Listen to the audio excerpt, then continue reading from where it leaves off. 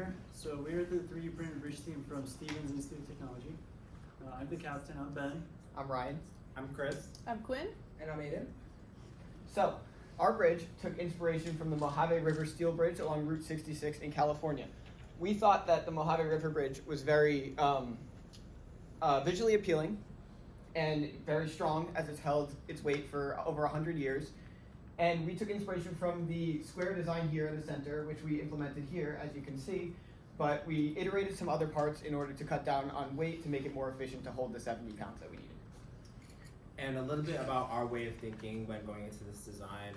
We wanted to take the concept, or I guess idea, of the accelerated bridge construction, or the ABC, and go beyond that. How we did that, we started off with thinking we needed a lightweight bridge that had a low amount of members and a low amount of parts, which is exactly what we did, which helped to increase the speed of assembly.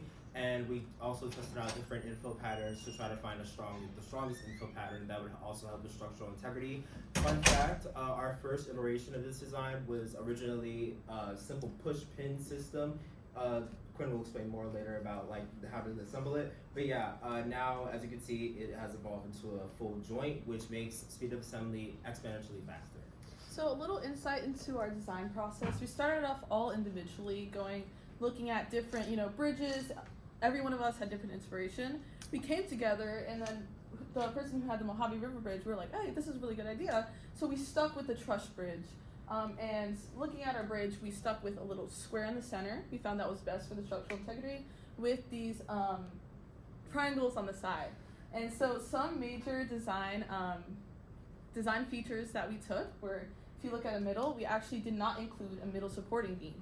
We found that actually removing this would remove some weight from the bridge and increase the efficiency of the bridge. And overall, all around the bridge, we looked at the members in compression and made those members more thick, tension, less thick. And another thing, while testing, we noticed that our bridge would tend to one side, tend to the other, twist a little bit. So how we countered that is we have a little circular thing on the top, which counters it from twisting, and that removes that failure point for our bridge. Like Chris was saying, we prioritize the speed of assembly a lot with those joints. So now we just have a quick snap in, and it's all ready to go. Yeah, so throughout our testing, we tried different infill patterns and densities, and after a bunch of tests, we settled on 10% infill density with gyroid pattern. And this way we could maximize its strength while still keeping it as light as possible.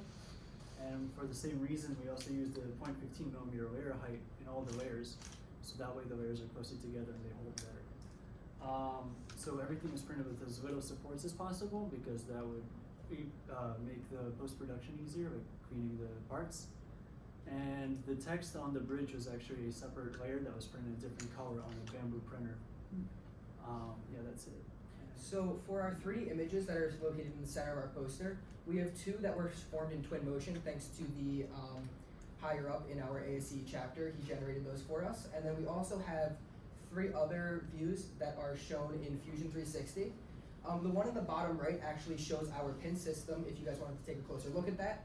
And then the other ones made in twin motion show a more realistic view, so you might be able to see the actual purpose of the bridge. Yeah. So thank you for your time and for being here. And that's it. Any questions?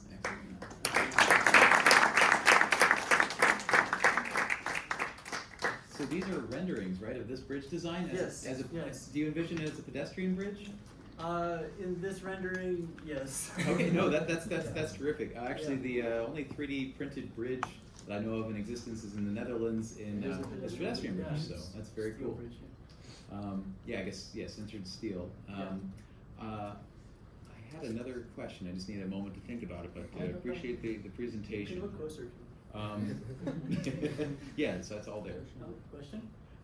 Did you try a straight line cross bracing at the top of the bridge, or did you find an advantage to that circular? So having the straight line wouldn't actually help a lot with the twisting if we had separate members. Not straight across, but like across. So go for it. we have across pins over here that hold the bridge, and the part on the top is also holding the bridge sides together. So the circle holds all the pins together while also keeping it from twisting. It does 2 purposes. And then if it was an X, it would still be able to twist in the center because of that one weak point, and that's another point of failure. Yeah. question, and it was because it didn't have to do with your bridge, it had to do with your printer. So I remember Stevens has a long history with this. When this competition was first run as a pilot in 2021, Stevens was one of the competitors. And you guys had, I think, the largest printer I've ever heard of. I think there was something like a 4-foot print bed. It was this monolith that it could print. So I was curious. So you used the X1, which is great. We have one in our department. I was curious, what went into your decision as far as, since you had multiple printers to choose from. The X1 is very good for printing with tolerances and very good accuracy. So we use that. Also, we printed through a printing research lab, and we had them help us with all the printing all the parts. So that's what led us to use this printer. Meaning, there's a research lab that focuses on 3D printing at your university. Yes. Okay, So very we cool. contacted them and they helped us print it. Okay, wow. So your pin system, how many pins do you know are you using? So there's a total of 5 on each side of the bridge. Okay. So 3 at the top and 2 at the bottom. Yes. Yes.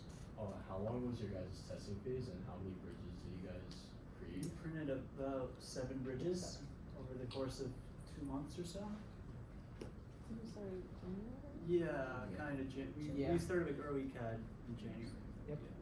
So this is very interesting because iterative design is usually not a principle of civil engineering, but it seems to be a principle of this competition. So anyway, I think it's a valuable thing to learn, and it's one of the values of modeling. So anyway, cool to Yeah, hear that. it's also kind of a little bit of systems design too, because if you change one thing, you have to look at how everything else was impacted, etc. I feel like the major benefit of doing like a 3D printed competition is that you can do that over and over again. Like if you were to do steel, you can't really make too many prototypes of that because it's just really expensive, but the 3D printing is a cheaper version. Yeah. We also tried some digital simulation, but it was actually easier to predict everything when it's actually printed because to simulate everything makes it more complicated. Yeah. So more than FEA, you found that having a physical model was Yes. helpful. Okay, Yes. very cool. You mentioned that your connections changed in the beginning. You had slumbing, right? Then you switched it to joints. Was that Yes. an So- accelerated bridge construction? Yes. Yeah, we used to have separate pins that would actually In like each corner. You actually Push them snap through in. each one. Yeah. Like its own piece. Now it's all one piece together. You just put it in and that's it.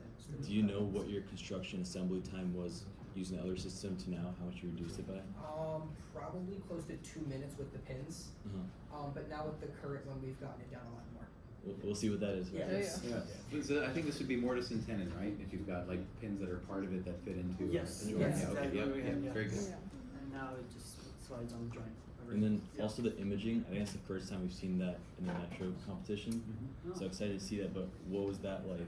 And how'd you guys come up with that idea? What do you mean? The renderings that are, they're more of the domain of architects. Didn't you mention that you imaged the logo, the Stevens logo, on the bridge? Oh. Yeah, the text is on the bridge. Yeah, Good, it's printed. good. Yeah, that was Yes. in the rules. It's a requirement. Yeah. Good, No, good. but it's you said you like image it on rather than. It's just an extra printing. layer. of Okay, print on it is. top. Okay. It's just the text that's A little bit raised. Yeah, raised up a bit. But you used a different head, is that, or like a different We filament? just changed out the filament into a Yeah, different one. okay. Yep, different color. Yeah. Any more questions? Excellent. No? Any other questions? Thank you so much. Thank you, everybody.